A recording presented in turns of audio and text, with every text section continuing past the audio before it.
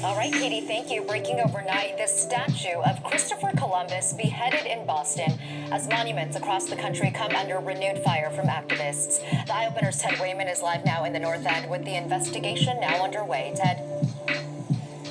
Good morning, Antoinette. Let's take you right to it. There is the statue with the head knocked off right here in Christopher Columbus Park in the North End, and now police are trying to figure out who did it. We don't know exactly when it happened, but we understood that it was reported sometime around midnight. Police arrived to find the statue decapitated and the head on the ground. This isn't the first time that... New fallout and reaction a day after protesters pulled down the statue of Christopher Columbus at the state capitol. No one was arrested, but Minnesota state troopers tell us that they have identified the instigator, who they say will face charges related to destruction of public property. That decision, however, will be up to the Ramsey County attorney once the investigation is complete. Here is what Governor Tim Walz and Lieutenant Governor Peggy Flanagan had to say about it today. I will not shed a tear over the loss of a statue that honored someone who, by of his own admission, sold 9 and 10-year-old girls into sex slavery.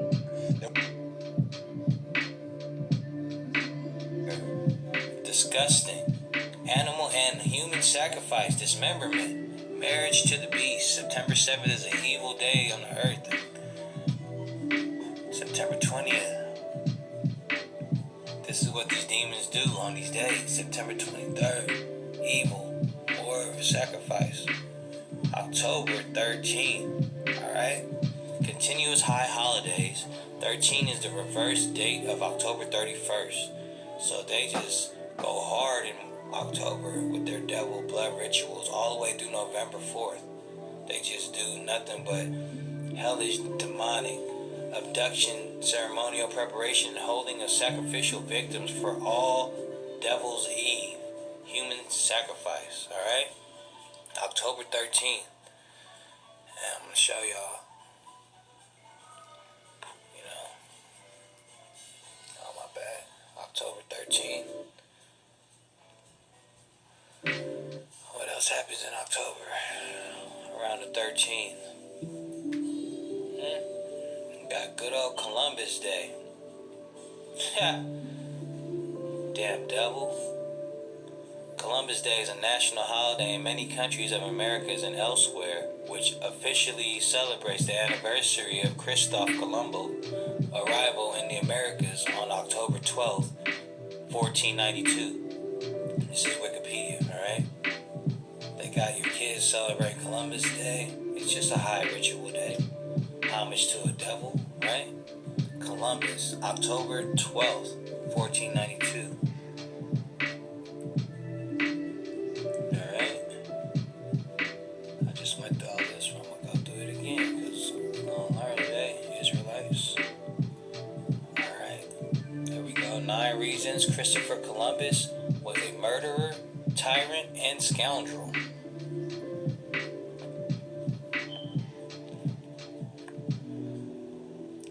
Why do we even celebrate Columbus Day? Alright? Murderer, tyrant, and scoundrel. Let that sink in. By Dylan Matthews. That's a picture of the devil. Alright? Columbus. Evil demon that walked the earth. Did nothing but harm people. Columbus was a homicidal tyrant who initiated the 2 greatest crimes in history of the Western Hemisphere, the Atlantic slave trade and the American Indian genocide. Alright? Columbus kidnapped a Caribbean woman and gave her to a crew member to rape. These are the Bird Green quotes. Michel de Cuneo, who participated in Columbus' second expedition to the Americas. This is page 143. I'll just fly through this real quick. While I was in a boat, I captured a very beautiful woman whom Columbus gave to me. When I had taken her to my cabin, she was naked. I was filled with the desire to take my pleasure with her and attempted to satisfy my desire. She was unwilling, and so treated me with her nails that I wish I never had begun. So she's scratching him with her nails because she's fighting off this man. I then took a piece of rope and whipped her soundly, and she let forth such incredible screams that you would have not believed your ears. Eventually, we came to such terms, I assure you, that you would have thought she had been brought up in a school of whores. Alright, so he beat that woman into submission until she gave her, he raped her because she couldn't say no. Scratching and fighting back didn't work. He beat her until she submitted and did all sexual acts he asked or forced her into, right? So these are these damn devils, and I've seen that. I saw that going up and down Facebook years ago. This, you'll see that actual story I've seen printed a lot of different places. Number 2, on Hispaniola, a member of Columbus crew publicly cut off an Indian's ears to shock others into submission. Alright? Here's the island. Hispaniola, now divided between the Dominican Republic and Haiti. And if you look at your 12 tribes of Israel, that is, those are Israelites, right? After an attack by more than 2,000 Indians, Columbus had an underling, Alfonso de Ojeda, bring him 3 Indian leaders, whom Columbus then ordered publicly beheaded. Ojeda also ordered his men to grab another Indian, bring him to the middle of his village, and cut off his ears. Retribution for the Indians failing to be helpful to the Spaniards when fording a stream. These are Virgin, pages 170 to 171. Columbus kidnapped and enslaved more than 1,000 people on Hispaniola. According to Canario, Columbus ordered 1,500 men and women seized, letting 400 go and condemning 500 to be sent to Spain and another 600 to be enslaved by Spanish men remaining on the island. About 200 of the 500 sent to Spain died on the voyage and were thrown by the Spanish into the Atlantic Ocean. Damn devil, Columbus was a devil.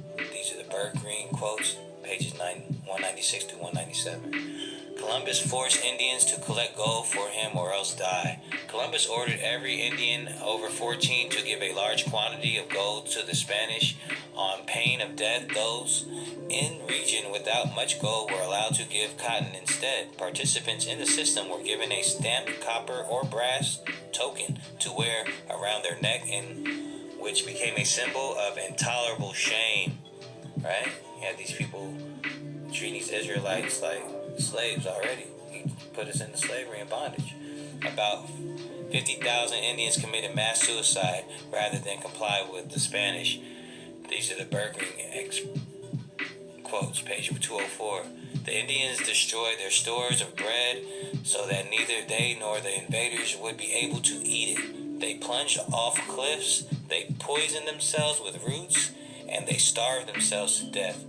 Oppressed by the impossible requirements to deliver tributes of gold, the Indians were no longer able to tend their fields or care for their sick children and elderly. They had given up and committed mass suicide to avoid being killed or captured by Christians, and to avoid sharing their land with them, their fields, groves, beaches, forests, and women, the future of their people.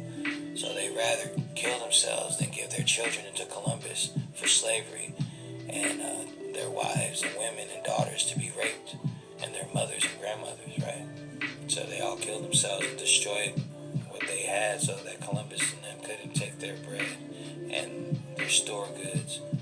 And people, these Israelites rather die than be put into captivity under a tyrant. Okay?